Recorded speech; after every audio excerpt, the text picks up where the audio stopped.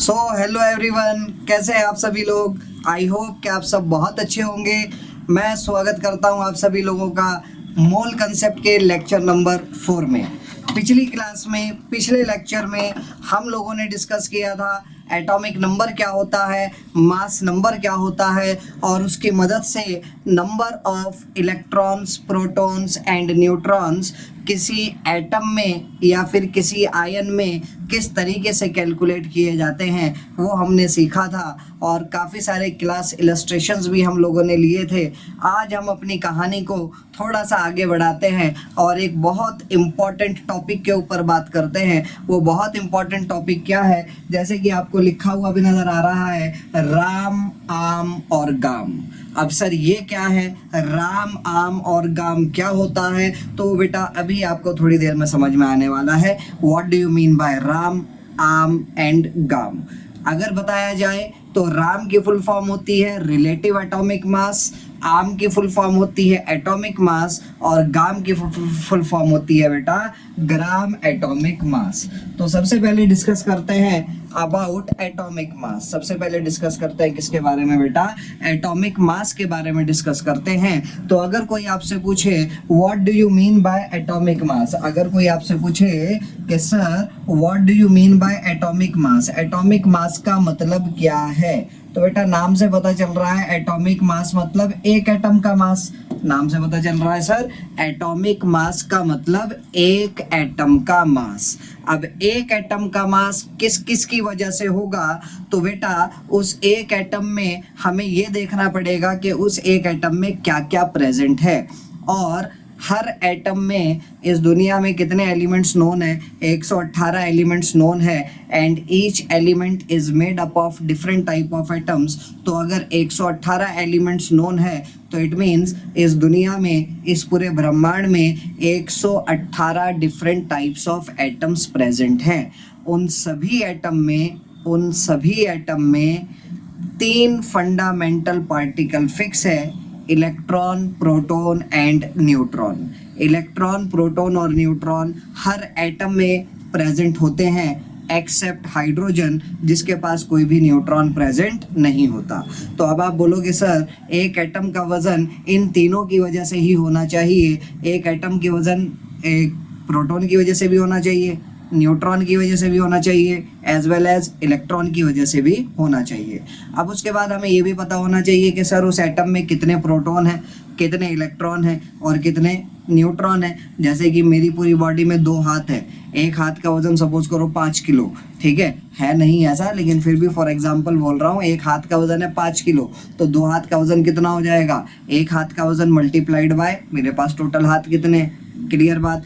एक पैर का वजन मल्टीप्लाइड बाय मेरे पास टोटल कितने पैर है, एक सर का वजन मल्टीप्लाइड बाय मेरे पास टोटल कितने सर है। अब सर तो आपके पास एक ही है, रावण तो है नहीं आपके पास 10-10 सर होंगे, क्लियर बात अच्छे से।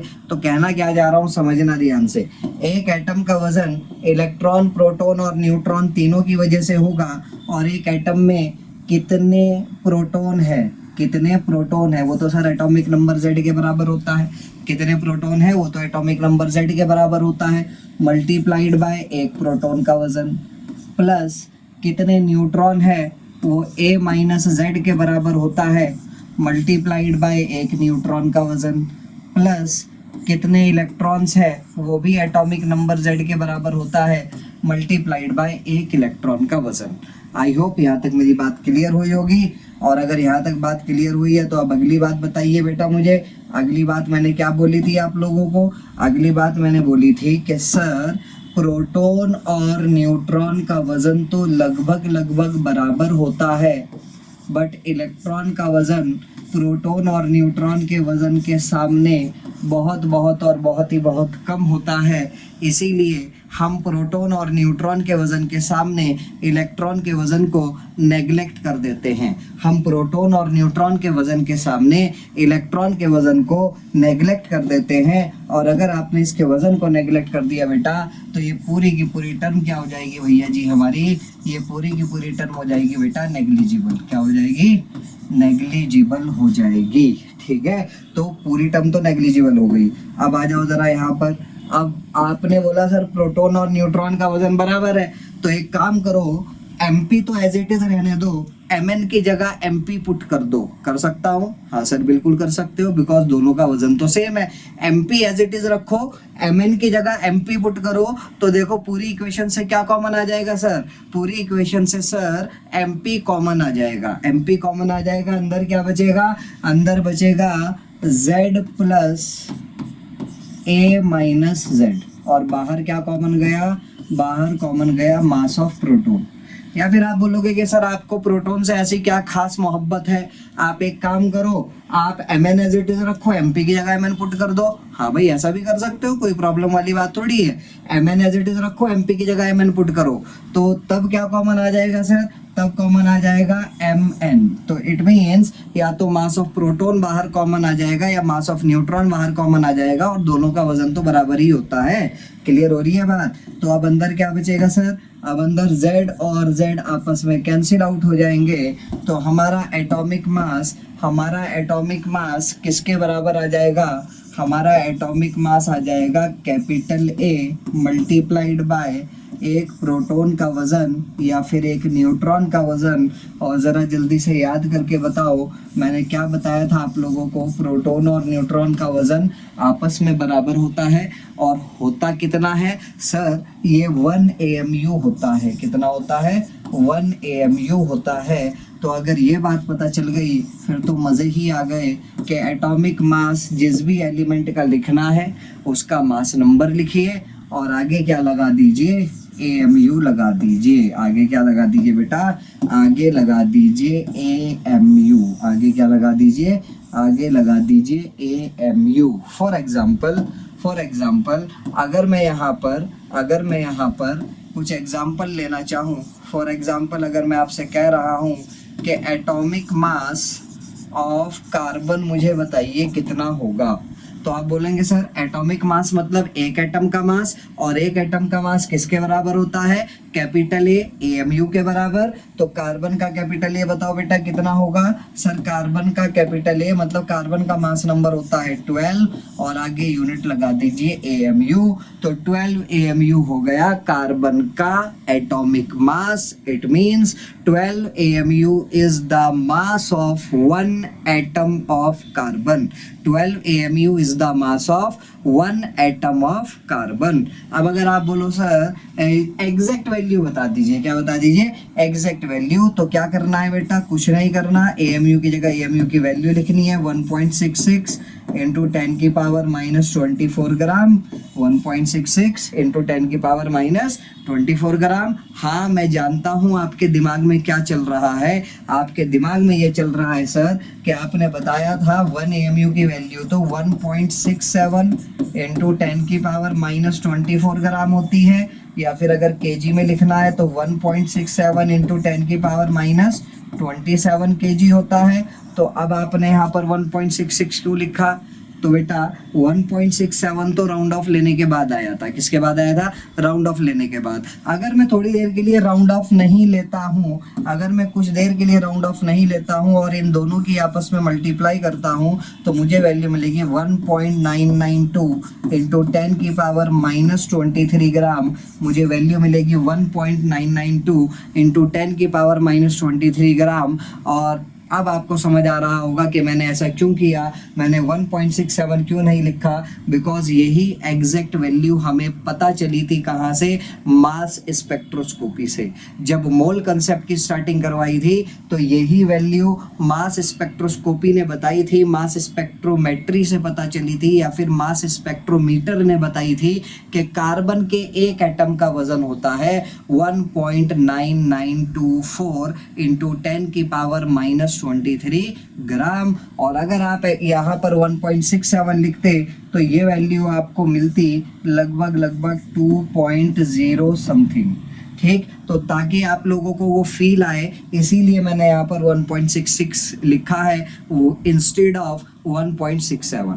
ठीक है, वैसे कोई फर्क नहीं पड़ता। आप मुझे बताइए 1.99 और 2 में क्या डिफरेंस है? सर कुछ भी डिफरेंस नहीं है, 0.1 का डिफरेंस है। This difference can be neglected. तो आई होप मेरी ये बात आप लोगों को क्लियर हुई होगी अच्छे से। चलिए एक आधा एग्जाम्पल और ले लेते हैं। एक एग्जाम्पल लेते हैं बेटा, देखिएगा अगर मैं आपसे कह रहा हूं कि मुझे एटॉमिक मास बता दीजिए सोडियम का, मुझे एटॉमिक मास बता दीजिए किसका, सोडियम का, तो सोडियम का एटॉमिक मास क्या होगा, कैपिटल ए सोडियम का, और आगे लगा दो AMU। सोडियम का कैपिटल ए कितना है सर, सोडियम का कैपिटल ए है 23, और आगे यूनिट लगा दीजिए AMU। तो 23 AMU is the atomic mass of sodium. AMU का मतलब क्या होता है, AMU का मतलब होता है एटॉमिक मास यूनिट, जिसको आप U भी बोलते हैं। U का मतलब होता है यूनिफाइड मास, ठीक है। पुराने ज़माने में AMU लिखा जाता था, बट आज के लेटेस्ट कन्वेंशन में U का इस्तेमाल किया जाता है, which is known as unified mass. I hope मेरी ये बात क्लियर हुई होगी। तो चलो अब आगे बढ़ते हैं, और अगर यहाँ पर एग्जैक्ट वैल्यू निकालनी है तो 23 इंटू, अब सर 1.66 लिखे या 1.67, कोई प्रॉब्लम वाली बात नहीं, चाहे 1.66 लिखो चाहे 1.67 लिखो, एक ही बात है, कोई प्रॉब्लम वाली बात इसमें नहीं। चलिए आगे बढ़ते हैं, आगे बढ़ते हैं। चलिए नेक्स्ट बात करते हैं बेटा, मास ऑफ एटम जो है भैया हमारा, वो 3 अलग अलग स्केल में निकाला जा सकता है। मास ऑफ एटम को आप 3 अलग अलग डिफरेंट स्केल्स में निकाल सकते हैं। सबसे पहला स्केल क्या आता है बेटा हमारा, सबसे पहला आता है हमारा रिलेटिव एटॉमिक मास। सबसे पहला क्या आता है सर, सबसे पहला आता है हमारा रिलेटिव एटॉमिक मास। क्या आता है, रिलेटिव एटॉमिक मास, सबसे पहला रिलेटिव एटॉमिक मास। दूसरा क्या आता है सर, दूसरा आता है एटॉमिक मास, और तीसरा आता है ग्राम एटॉमिक मास। ये तीनों के तीनों मोल कंसेप्ट की कहानी में सबसे ज़्यादा इंपॉर्टेंट होने वाले हैं, और मैं देखता हूँ अक्सर कि बच्चों को इन तीनों में ही काफ़ी ज़्यादा प्रॉब्लम होती है, काफ़ी ज़्यादा दिक्कतों का सामना करना पड़ता है। और मेरी बात का यकीन कीजिए, अगर आप इन तीनों के ऊपर अच्छा कमांड हासिल कर लेते हैं तो मोल कंसेप्ट की लगभग 70 to 80% प्रॉब्लम आपकी सॉल्व हो गई। क्लियर बात अच्छे से। तो मोल कंसेप्ट में मास ऑफ एटम निकालने के लिए हमारे पास 3 अलग अलग स्केल हैं, राम, आर्म एंड गाम, मतलब relative atomic mass, atomic mass and gram atomic mass. अब क्या मतलब है सर इनका, डिटेल में पढ़ेंगे। उससे पहले एक मज़ेदार बात आप लोगों को बता दूं कि चाहे राम हो, चाहे आम हो, चाहे गाम हो, क्या बोला मैंने, चाहे राम हो, चाहे आम हो, चाहे गाम हो, तीनों के तीनों किसके बराबर होते हैं। अब देखो मज़ा आने वाला है, तीनों के तीनों किसके बराबर होते हैं, कैपिटल ए के बराबर होते हैं। ये पावर है मास नंबर की, ये पावर है कैपिटल ए की। क्लियर हुई बात अच्छे से, जो मैंने स्टार्टिंग में बोला था आप लोगों को कि याद रखना है। तो अब सर डिफरेंस क्या हुआ, जब राम भी कैपिटल ए के बराबर है, आम भी कैपिटल ए के बराबर है, और गाम भी कैपिटल ए के बराबर है। अगर कोई मुझसे पूछे मुझे कार्बन का राम, आम और गाम तीनों का तीनों बता दो, तीनों के तीनों बता दो, तो सर कार्बन का मास नंबर कितना होता है, कार्बन का मास नंबर होता है 12। तो कार्बन का राम भी 12 होगा, आम भी 12 होगा, और गाम भी 12 होगा। तो सर डिफरेंस कहाँ पर आया, हमें पता कैसे चलेगा, राम, आम और गाम तीनों के तीनों 12 के बराबर है, तो फर्क कहाँ पर आया, डिफरेंस कहाँ पर आया। तो बहुत बढ़िया सवाल, डिफरेंस कहाँ पर आया, डिफरेंस इस बात में आया कि राम की कोई भी यूनिट नहीं होती, Ram is a unitless quantity, Ram की कोई भी यूनिट नहीं होती। और आम अभी अभी पढ़ लिया, आम की यूनिट क्या होती है, AMU या फिर U। और गाम नाम से पता चल रहा है, नाम से पता चल रहा है ग्राम एटॉमिक मास। क्या, ग्राम एटॉमिक मास। तो यूनिट क्या आएगी गाम की, सर गाम की यूनिट आ जाएगी 12 ग्राम। तो कार्बन का राम सिंपली 12 हो जाएगा, कार्बन का आम एटॉमिक मास 12 AMU हो जाएगा, और कार्बन का ग्राम एटॉमिक मास 12 ग्राम हो जाएगा। आई होप यहाँ तक बात क्लियर हुई होगी। होता क्या है राम, आम और गाम, वो अभी तक मैंने एक्सप्लेन नहीं किया है, अब हम उसको एक्सप्लेन करने जा रहे हैं कि राम का मतलब क्या है, आम का मतलब क्या है, और बेटा गाम का मतलब क्या है। क्लियर हो गई बात अच्छे से। चलो बढ़ते हैं आगे। चलो देखो भाई, राम आम और गाम में सबसे पहले बात करते हैं बेटा किसके बारे में, रिलेटिव एटॉमिक मास के बारे में। किसके बारे में बात करते हैं, रिलेटिव एटॉमिक मास के बारे में। अब देखो नाम से आपको पता चल रहा होगा, हमने यहाँ यूज करा रिलेटिव। क्या यूज करा, रिलेटिव। रिलेटिव क्यों यूज कर रहे हैं, एब्सोल्यूट एग्जैक्ट एटॉमिक मास क्यों नहीं लेकर के चल रहे हैं किसी एटम का, उसका रीजन है, जैसे कि मैंने आप लोगों को बताया था कि कार्बन के एक एटम का वजन, atomic mass of carbon, mass spectroscopy ने जो बोला था 1.9924 इंटू 10 की पावर -23 ग्राम। अब देखो कितनी गंदी सी वैल्यू है, 10 की पावर -23, और इतनी बड़ी वैल्यू, इतनी कॉम्प्लिकेटेड वैल्यू आप लोगों को याद रखनी पड़ रही है। ठीक, अब ये तो खैर एक ही एलिमेंट की लिखी मैंने यहाँ, इस तरीके से तो 118 एलिमेंट है पूरे के पूरे, सभी के लिए इतनी गंदी गंदी वैल्यू मुझे लिखनी पड़ेगी। तो वो याद रख पाना, किसी एलिमेंट के एक एटम का एग्जैक्ट वजन याद रख पाना, वो भी डेसिमल में, थोड़ा सा डिफिकल्ट टास्क होने वाला है। तो साइंटिस्ट लोगों ने हमारी सहूलियत के बारे में ही सोचा, हमारी आसानी के बारे में ही सोचा कि सर एक काम करते हैं, किसी भी एलिमेंट के एक एटम का वजन बहुत छोटी वैल्यू आएगी, 10 की पावर नेगेटिव में बहुत ज़्यादा जाएगी, तो एक काम करते हैं उसको याद ना रखने के बजाय हम एब्सोल्यूट वैल्यू किसी भी एटम की याद ना रखने के बजाय हम उसका रिलेटिव एटॉमिक मास निकालते हैं। क्या निकालते हैं, रिलेटिव एटॉमिक मास निकालते हैं। मतलब किसी एक चीज़ को स्टैंडर्ड बना लिया, किसी एक चीज़ को फिक्स कर लिया, अब उससे कंपैरिजन किया जा रहा है कि गिवन एलिमेंट के एक एटम का वजन कितने टाइम्स ज़्यादा भारी है। जैसे कि अगर मेरे पास इस हाथ में 1 kg वेट है, कितना kg वेट है, 1 kg वेट है, अगले दिन मैं कुछ वेट लेकर के आया अपने इस हाथ में और मुझे ये पता चला कि मेरा ये वाला जो वज़न है ये इस 1 kg का 5 टाइम्स ज़्यादा है। इस 1 kg का कितने टाइम्स ज़्यादा है, 5 टाइम्स ज़्यादा है। ठीक है, तो उसका रिलेटिव कितना हो जाएगा, हम बोलेंगे भाई सर ये 5 टाइम्स ज़्यादा है। ठीक है, तो मैं बोलूँगा कि this weight is 5 times heavier than the reference selected. Clear हो रही है बात अच्छे से। तो किसी ना किसी एक चीज़ को तो स्टैंडर्ड मानना पड़ेगा और रेफरेंस मानना पड़ेगा। अब सर रेफरेंस किसको माने, तो देखो अभी अभी जो हम लोगों ने पढ़ा, क्या पढ़ा बेटा, एटॉमिक मास, किसी भी एलिमेंट का एटॉमिक मास अगर हमें निकालना है तो atomic mass capital A AMU के बराबर है। क्या मतलब है इस बात का, देखिएगा, अगर मैं फॉर एग्जांपल आपके सामने लिख रहा हूँ, मुझे एटॉमिक मास बताइए बेटा सोडियम का, एटॉमिक मास बताइए, एटॉमिक मास ऑफ, चलो कार्बन की ही बात कर लेते हैं, तो आप बोलेंगे sir 12 AMU। Atomic mass carbon का कितना, 12 AMU। इस 12 AMU से क्या समझ आ रहा है सर, अभी तक जो आपने बताया अभी तक तो ये समझ में आया कि इस 12 AMU का मतलब है कार्बन के एक एटम का वजन। 12 AMU का मतलब कितना है, कार्बन के एक एटम का वजन। लेकिन थोड़ा रुकिए, और जो मैं आपको दिखाना चाह रहा हूँ ज़रा उस चीज़ को देखिए।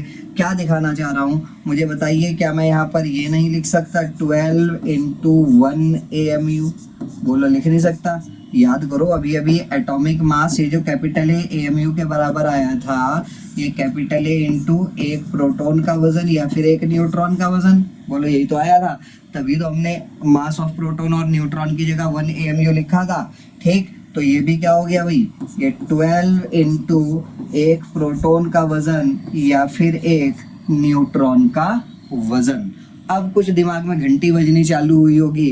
क्या घंटी बजनी चालू हुई होगी कि सर ये 12 AMU ये बता रहा है कि किसी एलिमेंट के एक एटम का वजन एक प्रोटॉन या एक न्यूट्रॉन के वजन से कितने गुना ज़्यादा भारी है। ठीक है, ये क्या बता रहा है कि कार्बन के एक एटम का वजन, कार्बन के एक एटम का वजन एक प्रोटॉन या एक न्यूट्रॉन के वजन से 12 टाइम्स ज़्यादा भारी है। क्लियर हो रही है मेरी बात अच्छे से। तो जो मैंने स्टैंडर्ड सेलेक्ट किया, वो स्टैंडर्ड क्या सेलेक्ट किया बेटा, अब थोड़ा थोड़ा समझ में आ रहा होगा। हमने यहाँ पर स्टैंडर्ड सेलेक्ट किया, रेफरेंस सेलेक्ट किया, एक प्रोटॉन का वजन या फिर एक न्यूट्रॉन का वजन। हमने यहाँ पर स्टैंडर्ड क्या लिया सर, एक प्रोटॉन का वजन या फिर एक न्यूट्रॉन का वजन। हमने स्टैंडर्ड क्या लिया, एक प्रोटॉन का वजन या फिर एक न्यूट्रॉन का वजन।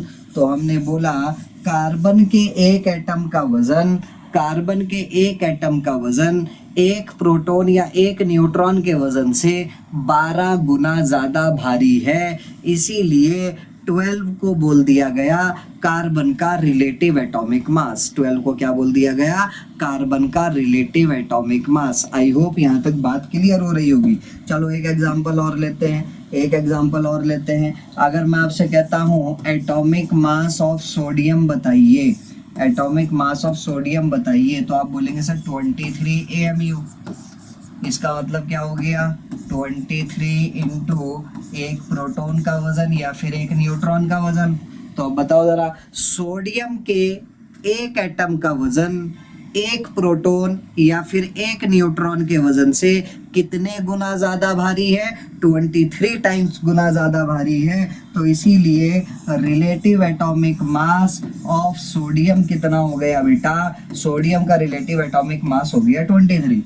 और कार्बन का रिलेटिव एटॉमिक मास कितना हो गया, कार्बन का रिलेटिव एटॉमिक मास हो गया 12। और आप देख लीजिए, क्या 23 सोडियम का मास नंबर नहीं है? हाँ बिल्कुल 23 सोडियम का मास नंबर है। क्या 12 कार्बन का मास नंबर नहीं है? हाँ बिल्कुल 12 कार्बन का मास नंबर है। तो इसका मतलब हमने रेफरेंस किसको लिया, हमने स्टैंडर्ड किसको माना, हमने रेफरेंस माना सर किसको, हमने रेफरेंस माना एक प्रोटॉन को या फिर एक न्यूट्रॉन को।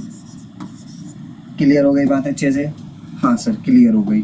लेकिन आगे चल कर के लोगों ने आपत्ति जताई। क्या आपत्ति जताई? साइंटिस्ट लोगों ने ये क्वेश्चन उठाया। क्या क्वेश्चन उठाया कि सर जिसको आप रेफरेंस मान रहे हो, जिसको आप स्टैंडर्ड ले रहे हो, वो कोई एलिमेंट तो है नहीं, वो तो एक सब एटॉमिक पार्टिकल है। भाई प्रोटॉन और न्यूट्रॉन क्या कोई एलिमेंट है? नहीं सर, प्रोटॉन और न्यूट्रॉन कोई एलिमेंट नहीं है। प्रोटॉन और न्यूट्रॉन तो हमारे सब एटॉमिक पार्टिकल हैं, प्रोटॉन और न्यूट्रॉन तो हमारे सब एटॉमिक पार्टिकल हैं, वो कोई एलिमेंट नहीं है। तो साइंटिस्ट लोगों ने बोला कि स्टैंडर्ड मानना है तो किसी एलिमेंट को मानो। किसको मानो? किसी एलिमेंट को मानो। ठीक, अब लोगों के लिए थोड़ी प्रॉब्लम हो गई। क्या प्रॉब्लम हो गई? उन्होंने कहा कि भाई अब कौन सा एलिमेंट ढूंढे, किसको रेफरेंस माने। हमने तो रेफरेंस एक प्रोटॉन को सेलेक्ट कर लिया था। अब साइंटिस्ट लोग, ठीक है, एक प्रोटॉन ही साथ में, 12 प्रोटॉन ही साथ में, तो जाहिर सी बात है इसका वजन तो इससे 12 गुना ज्यादा भारी ही होगा। क्लियर हो रही है बात अच्छे से? ठीक, हाइड्रोजन का वन आया। हाइड्रोजन का वन क्यों आया? अरे हाइड्रोजन में एक ही प्रोटॉन है, हाइड्रोजन में निकालो ना। हाइड्रोजन का atomic number 1, mass number 1। Proton कितना? 1। इलेक्ट्रॉन कितना? 1। न्यूट्रॉन कितना? 0। इलेक्ट्रॉन को तो सर गोली मारो, इलेक्ट्रॉन का तो मास में कोई भी लेना देना नहीं है। तो हाइड्रोजन के पास तो एक ही प्रोटॉन है, तो हाइड्रोजन के एक एटम का वजन एक प्रोटॉन के वजन से 1 टाइम्स ही तो ज्यादा होगा। या मैं बोलूं हाइड्रोजन के एक एटम का वजन एक प्रोटॉन के वजन के बराबर होगा। क्लियर हो रही है बात अच्छे से? और नाइट्रोजन के एक एटम का वजन एक प्रोटॉन या एक न्यूट्रॉन के वजन से 14 टाइम्स ज्यादा है। कैल्शियम के एक एटम का वजन एक प्रोटॉन या एक न्यूट्रॉन के वजन से 40 टाइम्स ज्यादा है। क्यों? उसमें 40 न्यूक्लियॉन्स है।